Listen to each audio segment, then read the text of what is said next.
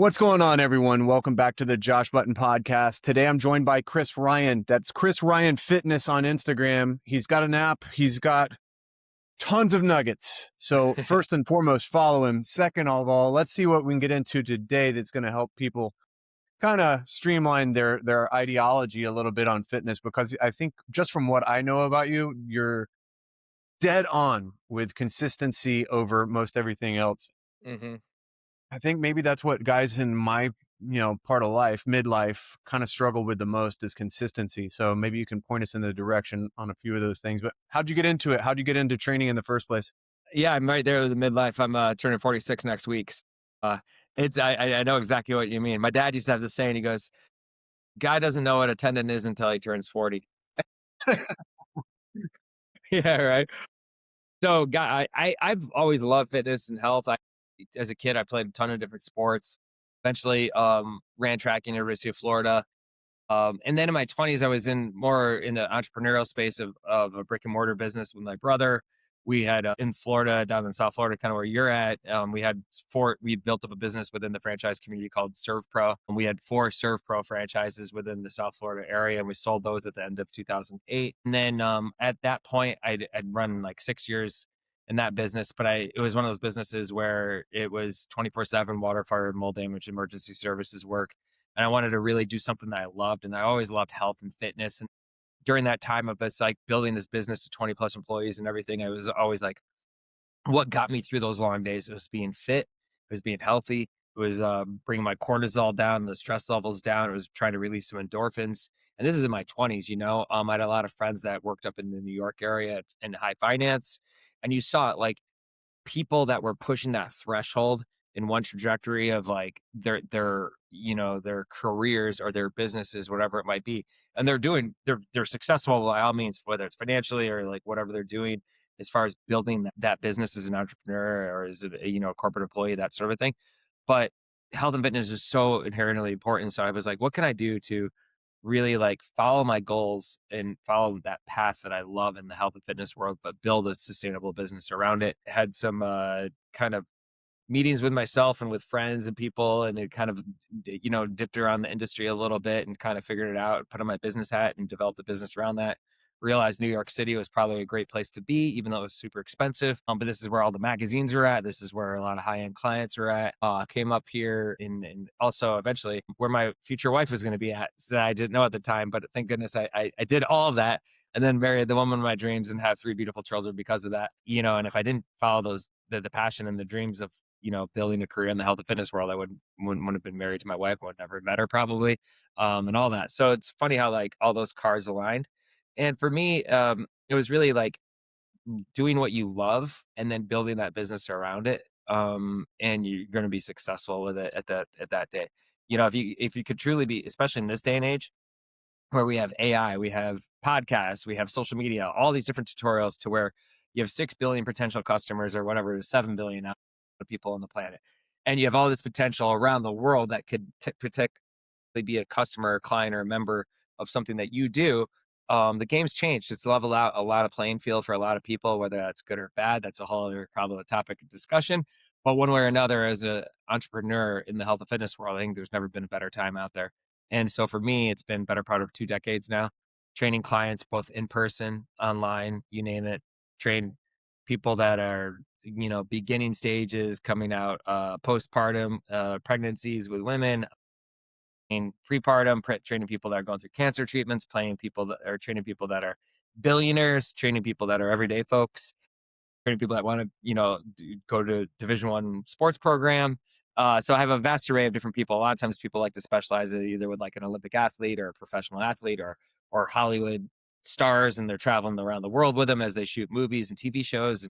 Rockers that are going around concerts all over the world. And then for me, I was like, I love the New York City area because you just have a lot of like very good business folks, people that you could build a sizable business around. And you also have a ton of opportunities within what used to be the magazine world, I guess, which kind of doesn't really exist as it used to even 10 years ago in the same way, shape, or form. But been on Men's Fitness 4 times, been written dozens and dozens of articles as a fitness expert for the Shape magazine and Women's Health and Men's Fitness, and that LA Times and Reader's Digest, pretty much almost any sort of magazine that needed a health and fitness expert or probably, to have chime in on their opinion on certain things I've done.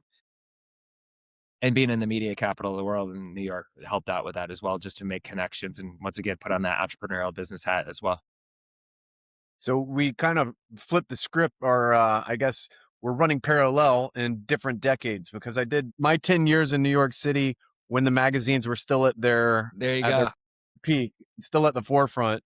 I've been in those offices myself. It was an interesting world for sure, but it Yeah. has changed a ton. Yes, for sure. So do you enjoy working with demographics that are spread out like that all across the board, or do you prefer to work with any specific I group? think I think prefer to work with people that generally have goals, whatever that might be. But that's a great question. I think now as I've gotten older as a dad, I think working with busy parents, because a lot of times parents just kind of like they do everything for their children, they do everything to like provide for their children, but they don't do enough for themselves. And I'm in the health and fitness world, right? Like I get that. Like we have 3 children. My wife has a career. Like we both work a lot, but we also try to both be active parents. We both try to be amazing spouses to one another, and be the best like family unit we can be. But I get it. Like it's hard sometimes, but where there's a will, there's a way. And I do think that like kind of like proving to the busiest of the busiest folks out there that you can do it no matter how technically busy you might be. You're just gonna have to like have less time to Netflix and chill. You're gonna have to go to bed a little earlier. You might have to work out at inconvenient times. You're not gonna be able to take that like 9 a.m. class if you work, right? Like after you drop off the kids.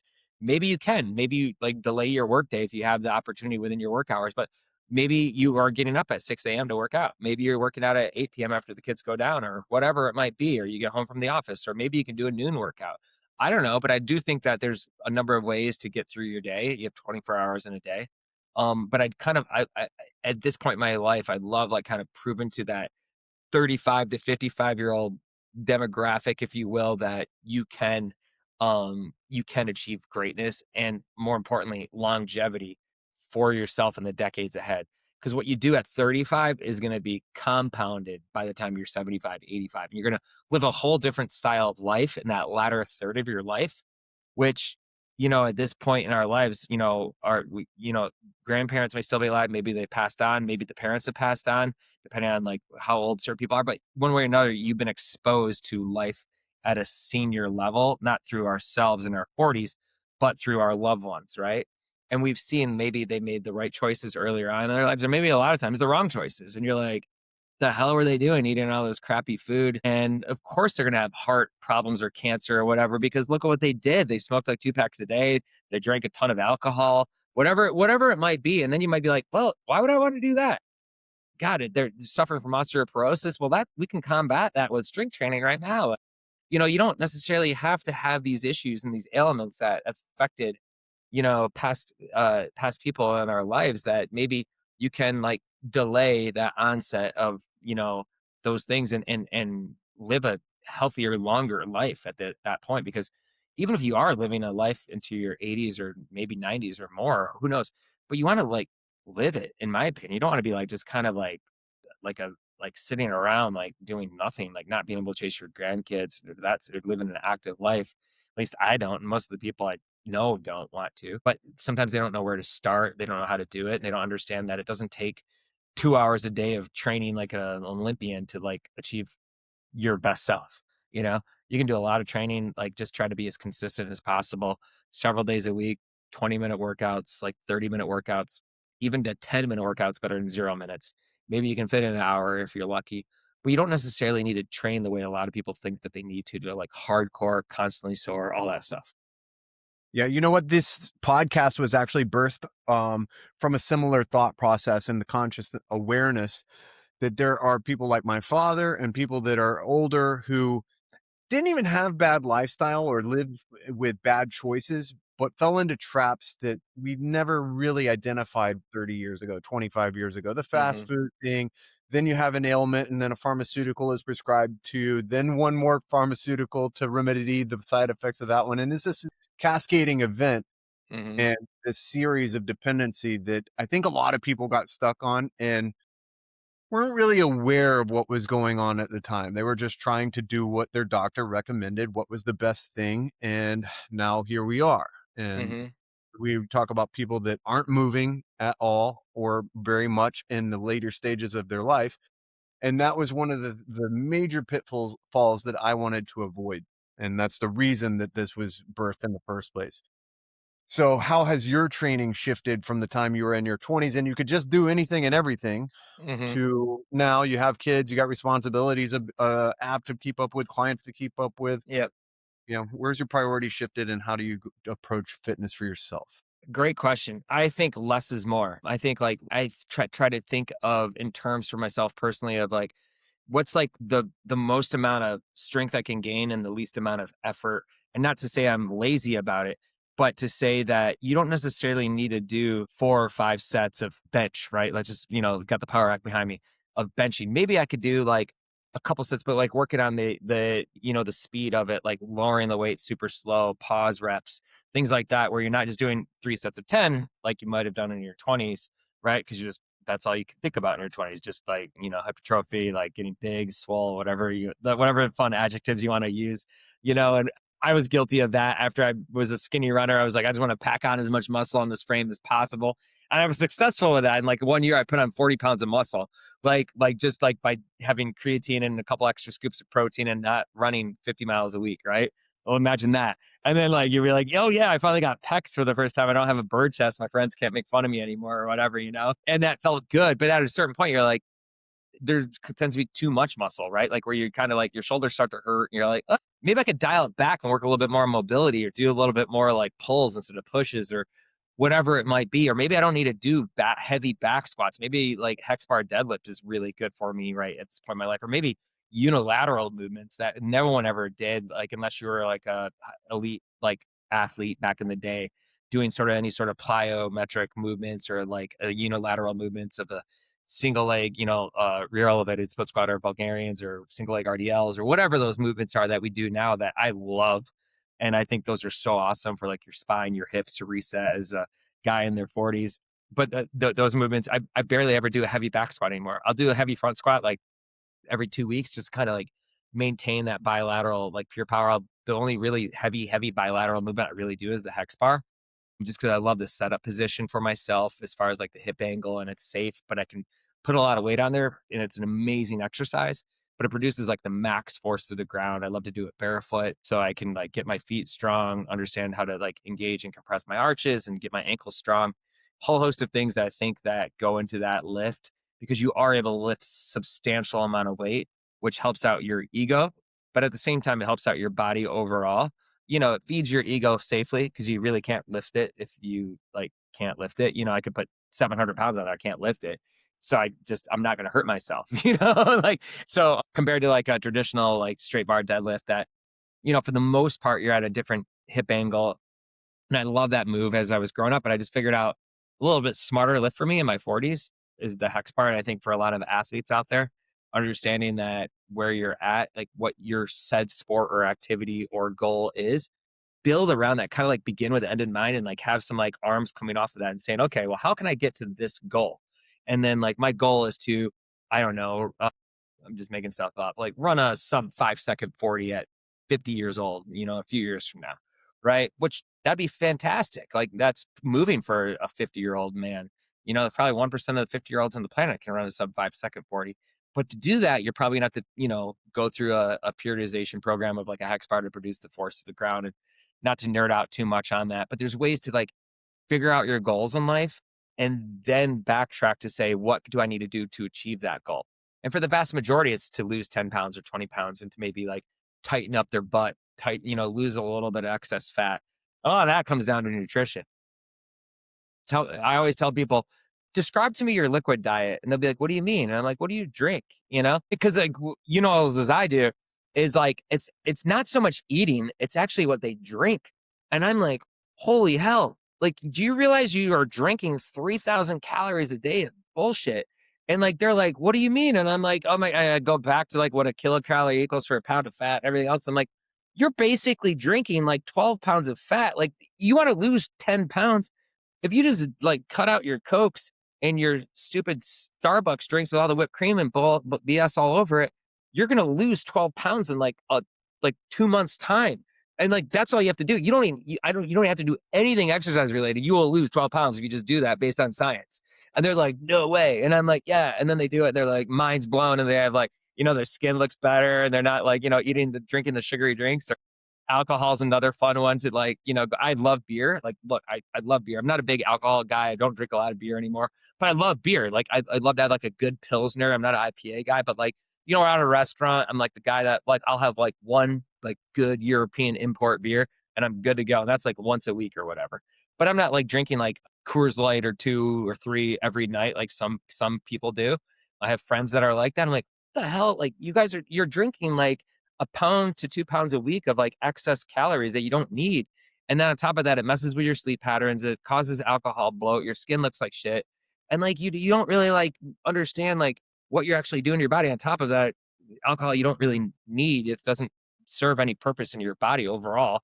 Yeah, it kind of relaxes you think, but after like one beer or one drink, like whatever it might be, you don't necessarily like get any sort of like mental benefit out of it for yourself or what you think you do. It's smoke and mirrors. And then the best part with that one is with the liquid diet, when people think, I don't drink alcohol.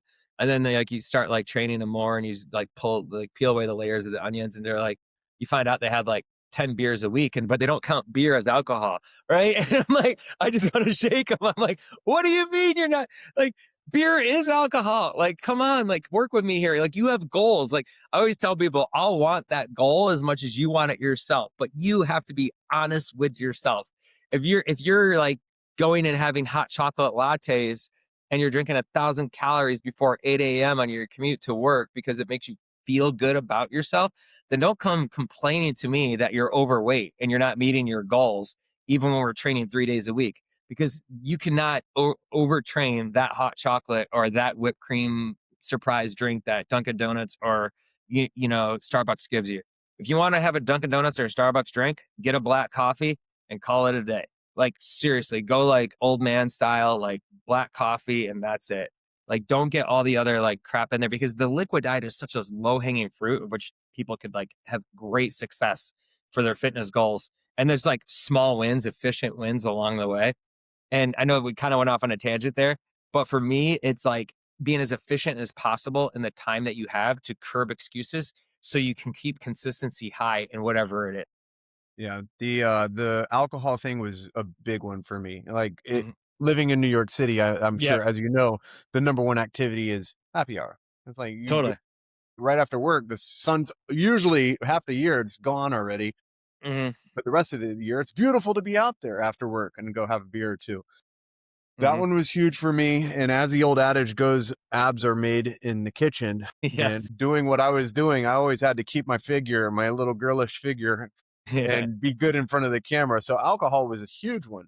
But how many people, I mean, what's the level of people that are actually conscious with this thinking, that are going, you know what, everything I'm putting in is contributing to the way I feel and look.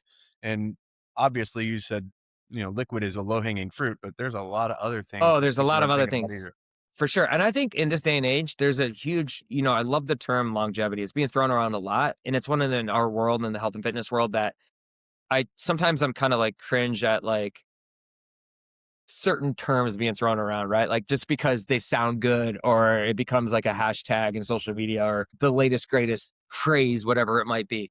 But I think longevity, 110% foundationally agree with as far as the term of like, well, I just want to kind of delay father time kicking my ass, right? At the end of the day. And you see it amongst like the Gen Xers, like that we are the baby boomer generation, like no one wants to age the way their parents did, right? And not to say that their aging's wrong. I'm all about it, because the aging is awesome, because that means that you're here for another day, right? Like you can't turn back the clock and like get tomorrow back. Maybe at some point Silicon Valley will invent a time machine. I'm sure that'll happen, Elon, but like at some point that'll happen. Maybe it already has and we're just reliving that, but that's a whole other Matrix situation, right? But like all jokes aside, like the opportunity to earn that next day is a gift, right? In my opinion. But it doesn't necessarily mean that you have to like age and like look dour and older than you actually are. I believe in like you obviously know the word training age, if you will, and for the listeners and viewers out there, training age is basically like, let's say, I just started, I've never exercised before, I'd never played a sport, and I'm 30 years old. So what's my training age when I started at 30? I'm 0, right? You know, but if I've played elite sports since I was 10 in travel leagues and I was a Division 1 athlete and I'm 30 years old, my training age would be 20, right? You could actually have an older training age than you would be in years if you think about it like that. So, you want to think about like, well, where are you at right now? Like, what does your body, the miles that it has on it? Because sometimes training age isn't necessarily beneficial. Sometimes it could be like, oh my God, I played college football. My shoulders are just wrecked. I can't do an overhead movement, if my life depended on it. So I got to do a whole host of other things. I was a marathoner. I got constantly injured. I can't run anymore for a whole host of reasons. So what else can I do for my VO2 max to stay heart healthy? So sometimes training age is really beneficial. Sometimes it's not, depending on like what happened to you in your past life. Yeah, I've got a post up from another podcast that actually is titled "Sports Are Not Good for You," and it's just true. We see all of these athletes that are absolute specimens, but Hmm. they have issues from imbalances or for overuse or injuries or whatever it was that none of us really want. It's not like Hmm. something that we're trying to go out and get. So when you're dealing with somebody like this, and in my world is jujitsu athletes, what are you telling them right now in your 30s and 40s to get on so that they will be moving better and similarly, at least in their older age? Well, I think like martial arts, jujitsu, amazing. I think there's certain foundations of like sport in general. I think like any sort of martial arts, jujitsu is fantastic because you're moving your body across a whole host of different spectrums. Like you're reacting the same way you would to any ball sport. Like tennis, for instance, is a great game for longevity. They've done studies on tennis, right? Obviously, very different than jujitsu, but jujitsu, you're pushing power, force, strength, all this stuff. You're having to like maneuver around a person who's also trying to maneuver around you. So you're reacting to whatever they're doing. So it keeps your mind, body awareness going in a whole host of amazing movement patterns. Um, and it's not as impactful as, let's say, football, like where you and me, if we ran to each other and smashed each other, you and I would both be like injured. Like at our age, we'd be like in the hospital. But you and I could go roll around and spar and still get a super sweaty, hardcore workout and like be like, I mean, we might be like sore and tired, but like we're not gonna have concussions. We're not gonna have a broken arm because of it, right? Like we're gonna be like, that was a hell of a workout. Do it again 2 days from now or whatever. So you kind of got to like figure out like where you're at. What do you want to do? I think like jujitsu is just fantastic martial art. I think that's one of those foundational sports that like gymnastics and I think like track and field, the ability to be fast, specifically in track and field, more of like the speed and power based events starting out at, and you can gravitate towards the endurance based events depending on like your capability. But the ability to like learn to jump and sprint is amazingly important. The ability to understand body weight hanging from a bar, the ability to do any sort of like mind body awareness that martial arts and all sorts of martial arts and jujitsu bring into play of like interspersing around an opponent, if you will, to be stronger and better. Those are like three like amazing foundations as a kid or even an adult that you could follow. And then of course you could play in a ball sport, like a non-impact ball sport, like a tennis. Like it doesn't necessarily need to be running full court hoops. The amount of guys that are in their 40s that I know that have blown out an Achilles from playing full court hoops, I need more than two hands to count. And it sucks because like for those guys, like they're trying to do something healthy for themselves. But if you don't strength train and you don't move your body and all of a sudden you try to play like you're 20 and you're running full court hoops or playing 3-on-3 tournaments or whatever on hard blacktop, like you're asking for a lot of pain if you're like working a desk job 12 hours a day, 5 days a week, and you don't do anything else and then you go out and hoop it up. You'll be sore, and at best you'll be sore. At worst, you'll tear an ACL or MCL or like an Achilles or something like that.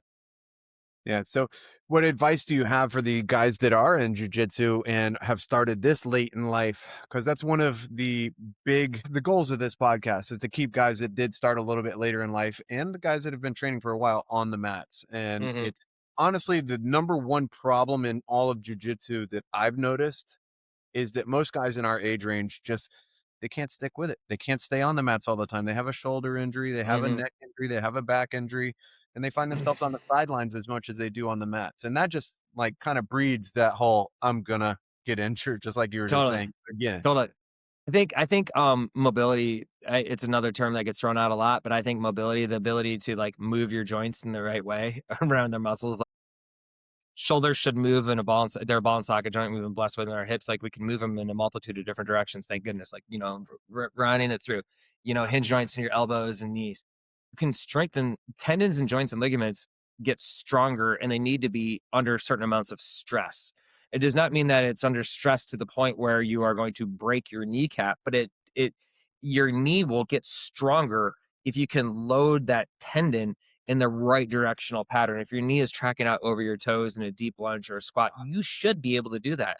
If you look at a baby, like for instance, we have an 11, 9, and a 2.5-year-old, soon to be 3-year-old.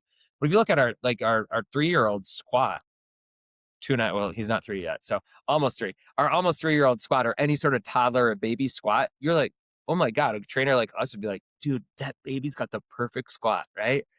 Yeah, because that's the way like our body moves. And like you ask an adult to do that, no way. Even our 11-year-old son, I had to, he's tall, he's very big for his age. And I've worked with him recently because now, like, around like the last couple of years, because he's so tall, like you can tell from sitting in school, he gets tight, even though he plays a ton of sports. And he couldn't squat the way that I've worked with him on his ankle, his ankle stiffness, the ability to dorsiflex his feet, or his ankles with his knees tracking over his toes, and he's taller, kind of like you ever see an NBA player squat. It kind of looks a little weird because like their squat's different than like a 5'5" person because their femurs are super long or their torso is really long, and that's a whole other probably a podcast topic right there. But like, you should be able to squat. And like when you see a baby naturally squat a certain way, it's pretty cool. Just as a trainer nerd right here talking it out. But I think with jujitsu and staying on the mats, I think like working mobility, I think jujitsu is fantastic, but don't overdo it, right? Like figure out your goal. Like maybe it's like 2 days a week of jujitsu, but maybe your other 2 days a week that maybe if let's say you're a busy dad, 40 years old, you want to be strong as hell, you want to get on the mat, roll a couple days a week, but you should like those other do 2 days a week, whatever it is, a Monday and a Friday, but maybe Wednesday, this is going to be really out there, like do a Pilates session, right? Like do a Pilates session to where you're doing uncomfortable movements in your hips, shoulders, core, getting everything stronger under a certain amount of non-impactful stresses to get strong. Another one would be like the hex bar deadlift, like really load that bad boy up, go through a periodization program of really producing as much force through your whole body as possible. And you would be so surprised at how damn strong you get. And your friends and your partners that you spar with will be like, dude, stop it. You're like, for real. Like if there's ever a lift that I think for the viewers out there that want to know, like that's the hex bar right there. Just sometimes it's referred to as a trap bar. And that allows for a great setup position. And it's a relatively safe lift for any sort of athlete or person out there. You want to pull high handles kind of like around your knee. So your hip height is a little higher. And when you do that, you can produce a ton of force to the ground, but your grip strength is going to get super strong, which is very important for jiu-jitsu. And then so your ability to grapple and hold and pull and, maneuver your opponent is going to be highly impactful in a positive format for you. But your also ability to engage your back, your core muscles through your hips and through your feet for balance, support, coordination, all that is going to be amazingly impactful. But like if you have stronger toes and stronger fingers and then stronger hands and stronger feet, your distal extremities are going to be that much better for your footing to take an opponent down.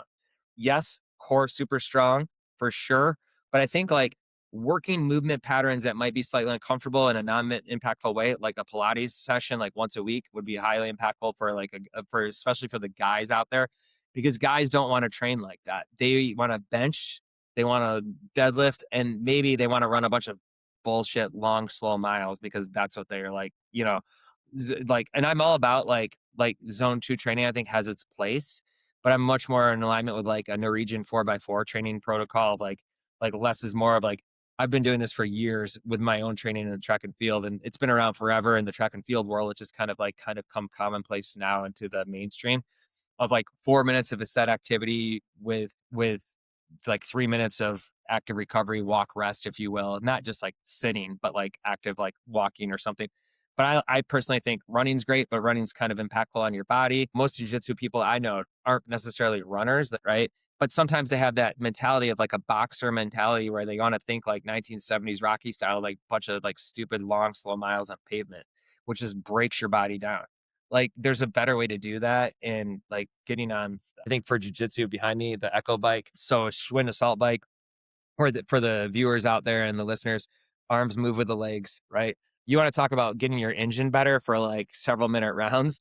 Like honestly, the one behind me, there's probably no better, like efficient, annoying, efficient engine way to get better. And I say annoying with like tongue in cheek because it's absolutely amazing. It's just, if anyone's ever done that, you know what I'm talking about, Josh, because you can see it's like, it's just such a great way to like work your body, your lungs, your heart all at the same time to get super healthy, whether you're like working on your VO2 max in those 4x4 intervals, or even sprint intervals where you're doing 10-second bursts, like Tabata style, or even just a long, slow cardio session. If you just want to have a non-impactful, like super zone 2, long, slow cardio session. Also the erg, the concept 2 rower is one of my other faves as well. I'm very big on non-impact, especially like thinking about like, let's say you have $100 to spend on your body, not monetarily wise, like you're thinking of $100, but just $100 is easy for most people to conceptualize. Well, let's say like you spend $60 on the jujitsu mat like twice a week. You have $40 left to spend on your joints and your muscles and that sort of a thing. Like how else would that money be spent most wisely to keep you on that mat of your set activity that you want to perform in the best possible? And to run a bunch of long, slow miles on pavement or blacktop is probably like going to cost you like $1,000. So you can't even do it. But like to get on the Echo bike, it'll cost you $1,000 in lung capacity. But from a joint perspective of staying healthy and strong and all that, and the hex bar and all that stuff, like by all means, like I think it's great. Even with like the hex bar, I think like not doing max reps, but going for max power production, if you will. Like let's say you can lift 300 pounds for 1 rep on the hex bar, right? You probably want to maybe dial it back to like maybe doing like not like 15 reps at 150 pounds or anything like that. Maybe every once in a while you can do like higher rep sets, but you really want to think about max power production of like the ability to move that weight that quick. Because if you're talking about, you know, me and you grappling and we're 180 pounds, we want to move that 180 pounds as fast as possible and take them down as quick as possible and manipulate our body over theirs to pin, right? Like that's jujitsu in a nutshell, right? Like you want to win your points and get that person to where you need to get them on the mat, right? To do that, you got to be fast. You got to be powerful. You got to have super strong grip. You got to have strong feet for, you know, for balance support. You got to have power production. And you also have to manipulate weight very quickly if you're going to be good at it, right? So if you can move a couple 100 pounds fast as hell with a hex bar, you can bet you're going to be fantastic, and it won't wear you out to do like sets of 2, like, or sets of 3. Not to say you're doing max sets at 2 or 3, right? But you're dialing it down to maybe 40 to 60%, but you're moving that weight extremely fast.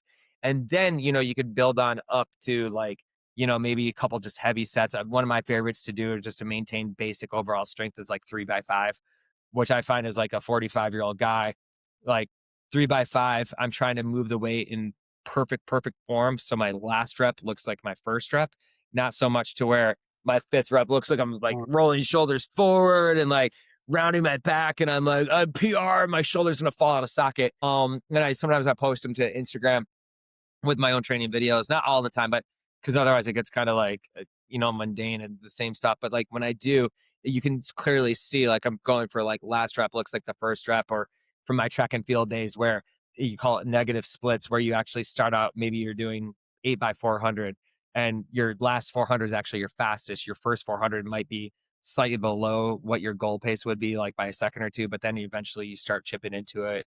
And then you kind of get progressively faster as you go on. So hence in track and field, your time gets quicker. So less time on the clock means negative splits. Same way you would think about like how you're moving through your own workouts themselves. Now, do you recommend farmer carries with that? I love farmer carries. Actually, I love offset farmer carries too.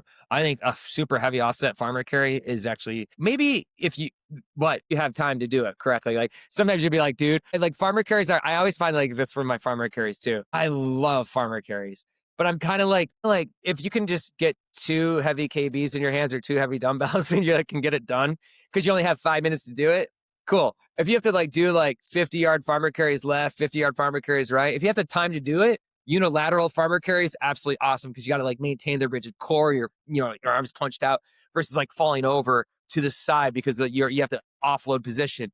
Which in jiu-jitsu is offloading is fantastic because human Yeah. bodies are what we would call odd objects, right? Like we're an odd object, right? We're full of blood and muscle and liquid and or depending on who we are, our torsos are heavier than our legs, we're long, like all of it. Like we're not dumbbells. Like dumbbells were made because they're actually like super safe to move, right? Like they're compact.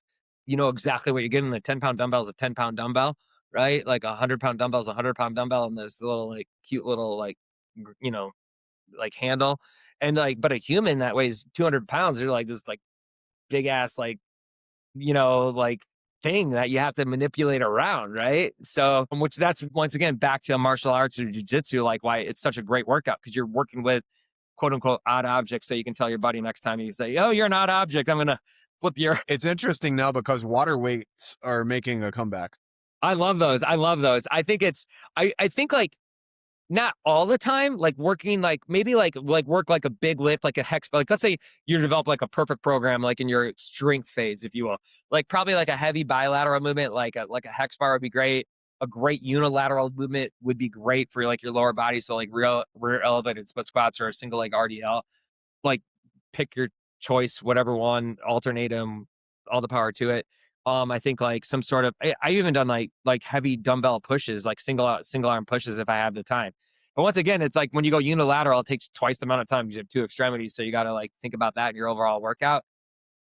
But I think any sort of pulls, I think pull-ups are like salt and pepper that kind of go on everything. You can just pull up, it's really hard to overtrain pull-ups because of your grip and everything else. You're just going to get strong as hell. And I think that no one ever does enough pulling. And what I love about pull-ups, it's a way to stretch out your spine and pull the shoulders back because even though you're in the health and fitness industry and I am, you and I spend a vast more array of our day like this in front of computers sitting than we do pushing and pulling and squatting and lunging our way to greatness, right? Like it's just the way it is in 2026. But I think like um farmer carry is just fantastic if you have it. I think like any sort of like unilateral movement when you can add it in, absolutely fantastic. It just depends on your time frame. I think like any sort of upper body pull, upper body push, where you could take in a bilateral like 2-hand pull-ups, overhand grip, pronated grip, with like a single arm press, if you will, like heavy with like a corkscrew twist up the top side or making an incline press. I don't know, but it doesn't really like matter with your pushes or your pulls. It's just kind of like you want to have like a good split between the two. You don't always want to do pushing. You want to make sure you're getting things pulled too. And that's, even farmer carries, you don't always have to go forward. You can do farmer carries backwards. It'll help strengthen your knees in a whole different way. And just make sure your workout area, you don't have eyes in the back of your head. Your workout area is safe. Don't fall off a cliff. Do not like walk out into traffic. Do not like fall into a pothole or whatever it might be. But you'd be surprised that like people only think like, oh, I can only do farmer carries forward. Yeah, I know. But like, especially if you have a workout partner, it's great to do farmer carries backwards because it's an amazing way of strengthening your knees. A lot of knee pain can go away from like backwards walking because the way that you dig in with the ball of your foot. I always kind of like say like you're scooping dirt with the ball of your foot, where you kind of keep your toes dorsiflexed in and you're pushing off.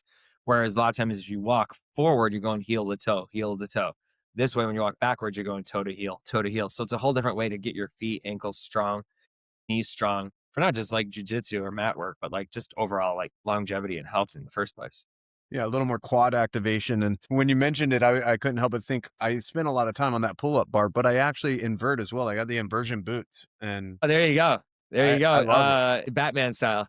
Yeah, I love it. There's so much you can do with it. You can work your hip flexors and toe touches and abs and core, everything you can. Yeah, I mean, it's kind of like reverse hyper too. I don't have one of those. The spaces. I've always wanted to get a reverse hyper. I have my the poor man's version over here, the back extension. That's great. Yeah. I love doing that. I can do like the sides, I can do the back, I can do hip extension, back extension on there. Honest to God, saves my back. I think that like a lot of times, um, ankle stiffness from like an athletic perspective is underplayed as well as lumbar spine. And I think like if you could like work on two random things that are gonna and grip strength, probably if you want to throw three in there. I think like three random things that'll like help out with your health longevity, but also like pay you like dividends today. Work on those. And people are like, what do you mean by ankle stiffness? It's like the ability for the ankle not to, or the heel not to collapse as you produce force through the ground with the ball of your foot, right? So you could think of like an athlete, like being a pogo jump, like springy, strong, right? Like you see an Olympic jumper, they're super like, it's not stiff ankles where their ankles can't like rotate, right? But it's a way that their heel won't collapse into the ground. So a sprinter has low heel recovery. A sprinter doesn't run on their toes like this, but they're not running heel to toe. They're running like this to where like if this is the ground, their heel is just a smidge up off the ground. For most every sprinter is a little bit different, but that way they're coming off the ball of their foot, not so much the toes. And a lot of times in years past, they'd be like, run on your toes, junior, or whatever. It's not running on your toes. You're trying to say, don't heel strike. But the average coach out there in like youth sports doesn't understand that's what they're trying to say, or they don't understand like how to truly run. It's producing power through the ball of your foot. And that's the way, think of like a kangaroo jumping, right? Like we are blessed with Achilles tendons, so we can have that spring out of that step, producing power. Same thing if you're in grappling, right? Like you got to get strong toes, strong feet, just like you have strong grip. And, I would say too, with the strength-based training, especially with any of the leg activity, if you can try to train. I'm a big fan of barefoot, Yeah. or socks, like obviously hygiene reasons and all that. Like I get it.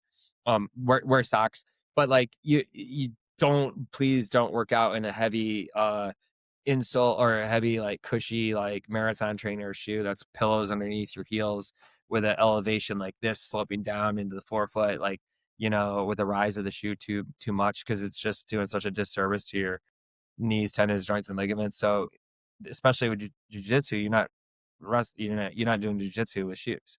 Barefoot. So like, yeah, exactly. Sometimes like I say with socks because sometimes the gyms don't allow you to train, without. When you said it, I immediately thought of this guy that's gone viral in the jujitsu community lately, and he just gets roasted for being in his socks all the time, and it's Yeah. Well, hilarious. I'm talking about not jujitsu. You should be because Yeah. you're going to get better grip with your feet, like digging into a mat, right? Get your toes and all that.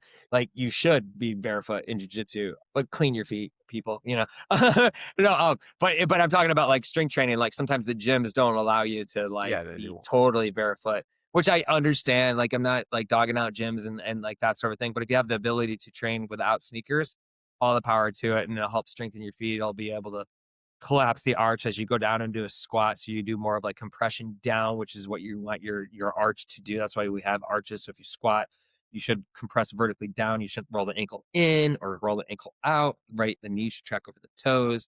The arch should compress down vertically. And a lot of times people don't see those nuances. But then after they do it barefoot, you're like, oh, that's why I'm doing what I'm doing. And all of a sudden your feet get stronger because we put our feet in shoes a lot. And I'm not one of those people that's like, oh, walk around barefoot all day or whatever. But I am like, the more barefoot activity you can do, you will get your feet stronger. Your feet won't have a choice but to get stronger. We've actually weakened our feet over the course of time by keeping them in these cushy shoes for a long period of time. Yeah. Well, now we have a ton of options for barefoot shoes as well, and I'm barefoot all day, or I'm wearing barefoot shoes. So Totally. I yeah, mean, yeah, I mean, I work from home most day, and I'm pretty much either barefoot, but we have winter up here, so sometimes I'll be in some slippers, a and little. I'll just kick them up. But pretty much whenever I train, I'll either be in socks in the wintertime or like right now I'm barefoot.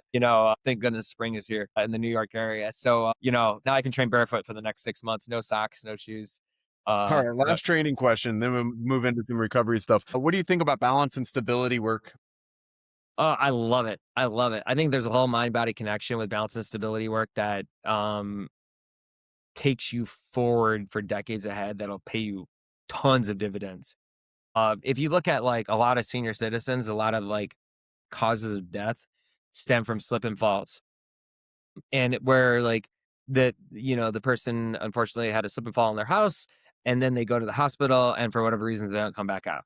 Right, like grandma and grandpa go in at 80, like to a hospital for anything, they're not coming back out, right? Like not all the time, but there's a lot of times that like this accident could have been avoided if they had some sort of balance, coordination, strength control over their bodies, right?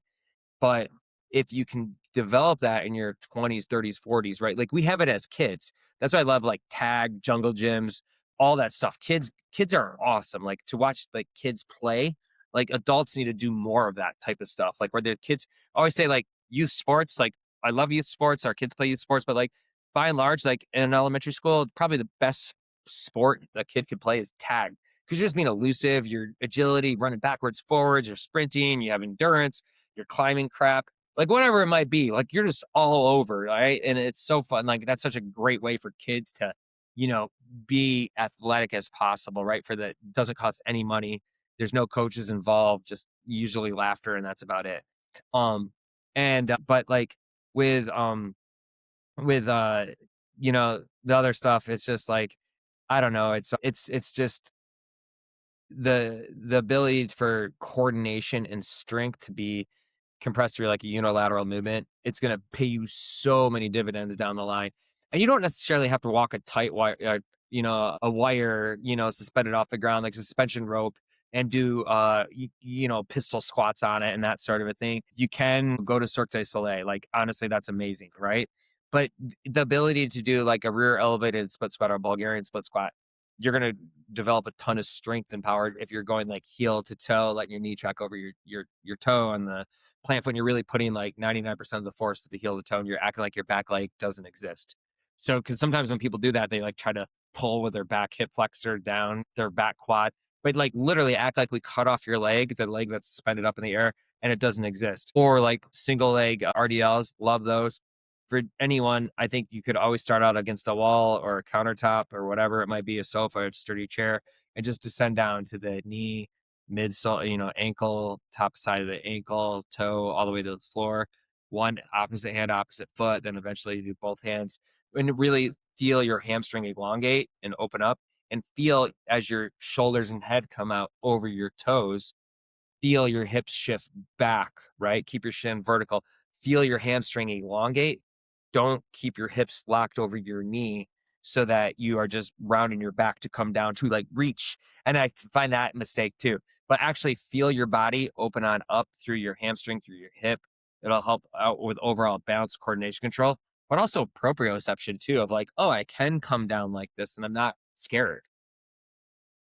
So balance, coordination control, utmost importance, in my opinion. If you do test yourself on the suspension ropes and that sort of a thing, I think that's awesome.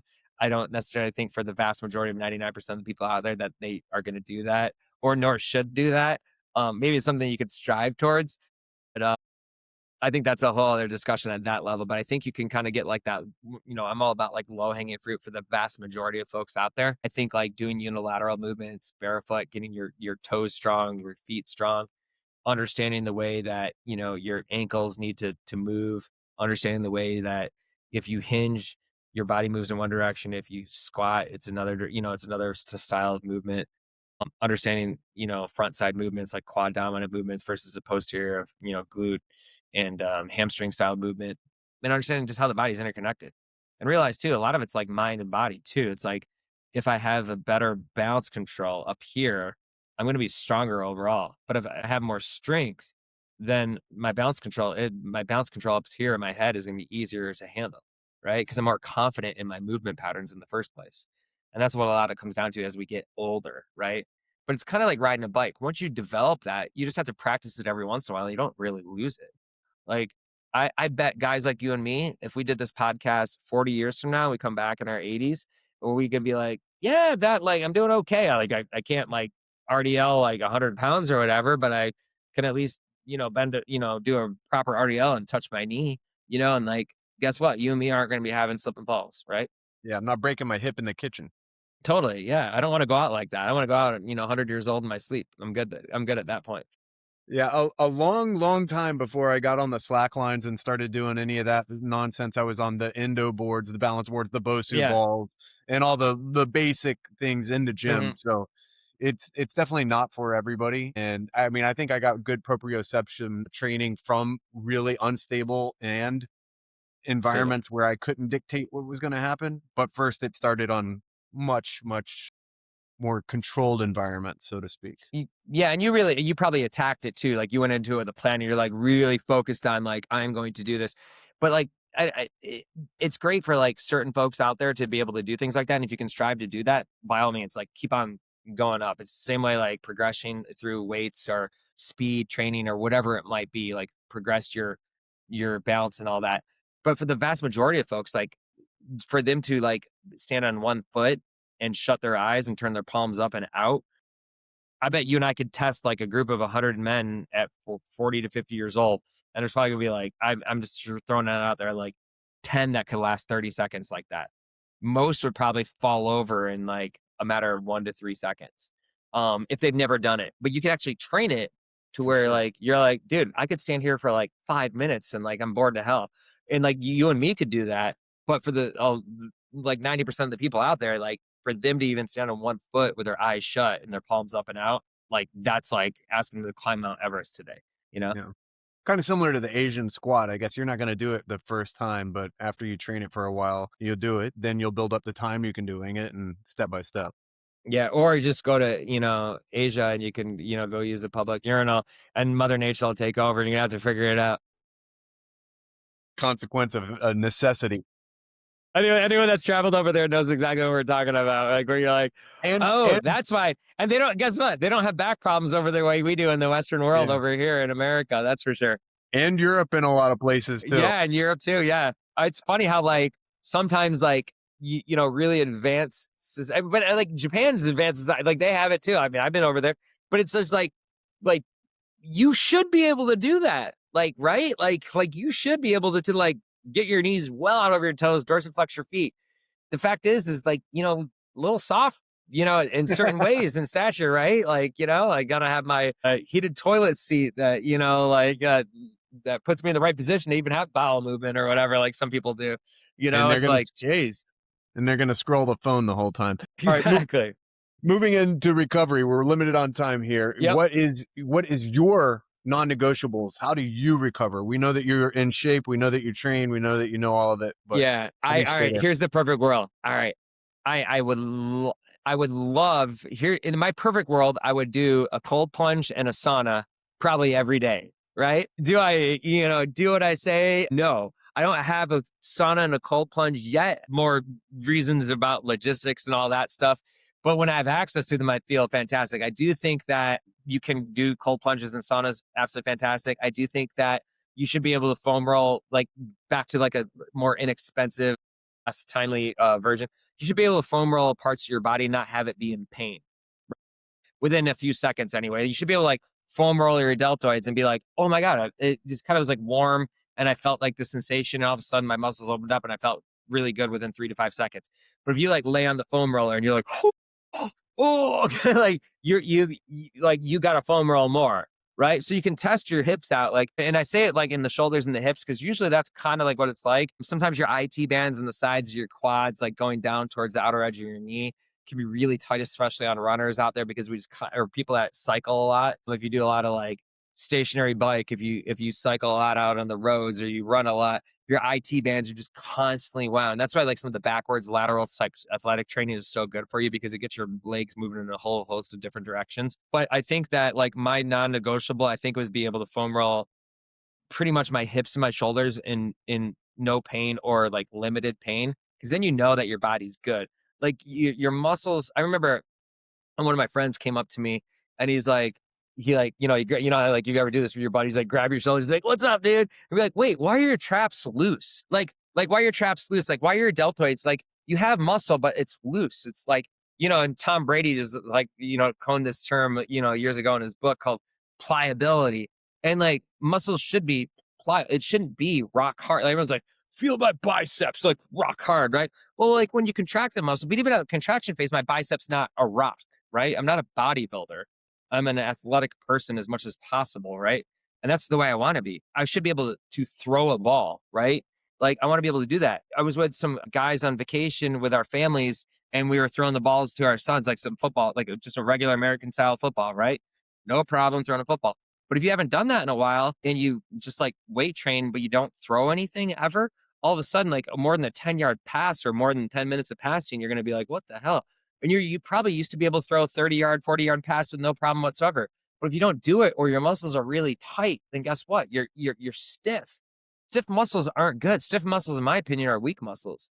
You want to have muscles that can like contract and expand and do all those things that muscles should do and hold a stationary position in an iso hold under stress and like all sorts of different movement patterns within your muscles, because that's a healthy muscle. If your muscle just contracts and squeezes and makes it as hard as a cement, bodybuilding world, that's probably important. But beyond the bodybuilding world, I can't think of anything that I'd want to do that other than like to say that you want to impress your buddies in college.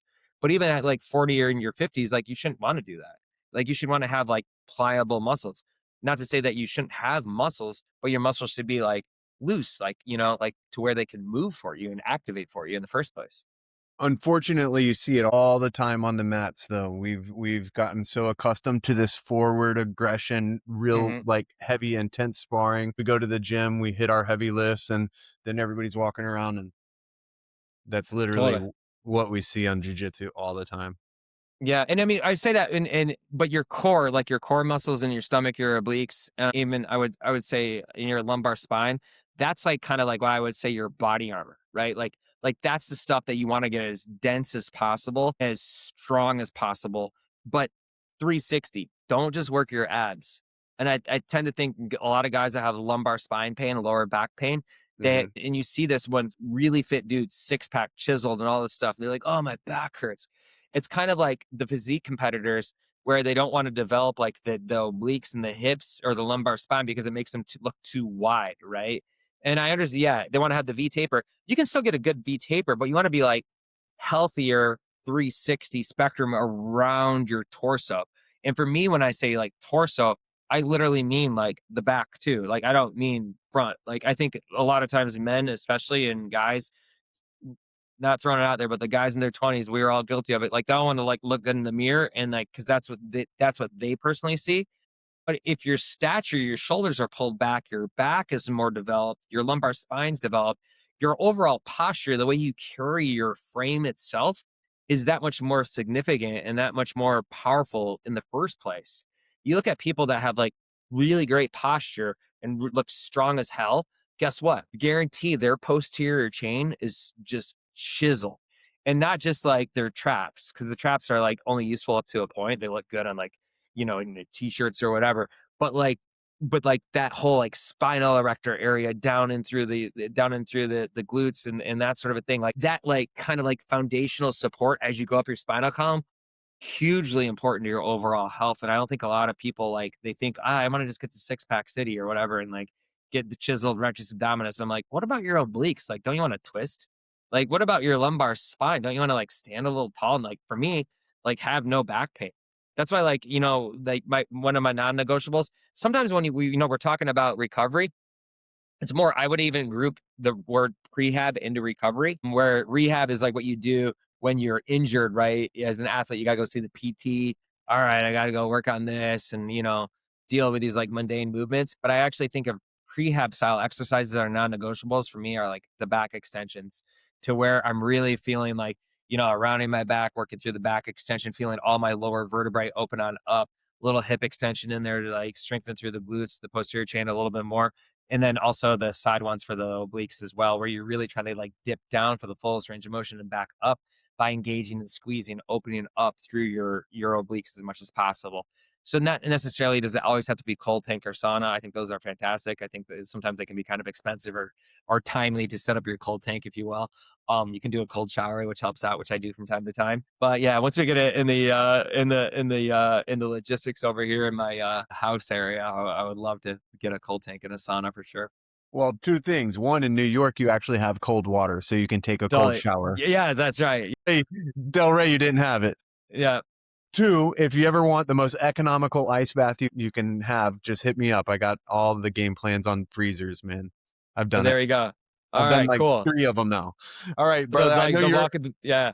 Good, good. I I love know it. you're getting out of here. So the way I closed the show recently is one word you want to leave the audience with and why. And then, of course, I know everybody knows your Instagram page and your app, but if you're offering one-on-one coaching too, tell us where we can find you and how to get in touch. Please, Chris at chrisryanfitness.com. So CHRISRYAN fitness.com. So it's just CHRIS, Chris at chrisryanfitness.com. Email me. That's my personal email and my business email. Love to hear from all sorts of people out there. You know, I train one-on-one executive coaching as well in a whole host of facets. People that are entrepreneurs, business people at the top of their game, looking for more of a accountability side of, and, you know, I don't want to say it's a hand-holding experience, but it's like, I want it as much as you want it. It doesn't necessarily need to be just the app itself. I think the app casts a wide net for a lot of folks out there to do awesome home-based workouts with minimal equipment, with just basic dumbbells and bands and that sort of a thing. And I'm a huge fan of that. But sometimes people need a little bit more. They have a certain goal that they want to meet, or they just need that extra experience of a coach that really holds them accountable to meet those goals. And I work with a whole handful of executive level folks on that line as well. So feel free to hit me up on that. LinkedIn as well at Chris Ryan Fitness, Instagram at Chris Ryan Fitness as well. But one word, I think that we started out with it. We said it's the big C word, consistency. I think consistency in everything that you do. And I would say consistency, less is more. Like, where be consistent, but don't beat yourself up to think that everything has to be an hour or everything has to be, you know, you winning on the mat or hitting a PR in your lifts or the fastest time that you've run on track or whatever it might be. I think sometimes, just especially as we get older, just showing up and being consistent, it's kind of like investing, right? Like, if we have our 401ks, our retirement plans, if we're in our 20s, you're just putting away, you know, a couple $100 here or there, right? Like every paycheck or every month, you're putting some, you know, some money in there and you're meeting the IRS minimums to like get the tax advantages for it. And it's, you know, it's a small amount of money when it first starts out, and it's a small snowball, if you will. But then you're at the top of the mountain, right? But then as you start coming down the mountain, that snowball starts getting bigger and bigger. It compounds and compounds and compounds. And if you're just consistent, even if it's just 10 minutes or 20 minutes, that consistency over itself will compound in the right way. In the same context, what we spoke about way long ago in the beginning was like the liquid diet and that sort of a thing, or making bad mal choices, if you will, in your nutrition or lack thereof training, or saying, I'm not going to work out today because I don't have an hour. Well, guess what? You have 10 minutes or 20 minutes, right? Like, don't discount what you do have. Like, start looking at the glass half full throughout your day and realize that don't beat yourself up, because I like to think of things more on a weekly or monthly basis overall, because one day can really go to hell in a handbasket for us, right? Like, I get it. Like, one day could just be like travel, kids sick, didn't sleep, whatever it might be, bosses on your butt to get a report in, something, you know, whatever it might be. Just some days life just throws you a curveball. Look at it more on a weekly basis and say, okay, what were my weekly goals overall? And was I consistent in meeting that weekly goal? Maybe I didn't meet my Monday goal, but I met my weekly goal for that week. And that's more important than anything, because it's just about staying in that game as long as possible and letting those health benefits compound over the decades, rather than like beating yourself up for one missed workout or not being as strong as you used to be at age 50 compared to age 25. Well, no one really is. You shouldn't be. But you could be really damn awesome at 50, which is going to make you a really hell of a 70-year-old, you know, and a strong 80-year-old that won't have slip and falls. So like all those things to me lead me to believe like in that longevity component, but that all starts with consistency. And consistency is either going to work for you positively or negatively, but it's up to you. Absolutely. 100%. I couldn't agree more. And I'm grateful for your time. Of course. And Josh, I appreciate everything you do, man. All your viewers, all your listeners, keep on supporting your podcast. I will, you're tremendous at what you do. And I appreciate you putting me on your podcast as well. Thank you very much.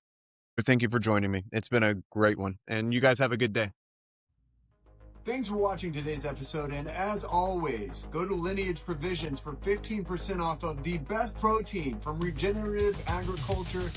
And you know my personal favorite, Lineage Provisions. 15% off, code Josh Button. You guys enjoy. Have a great day.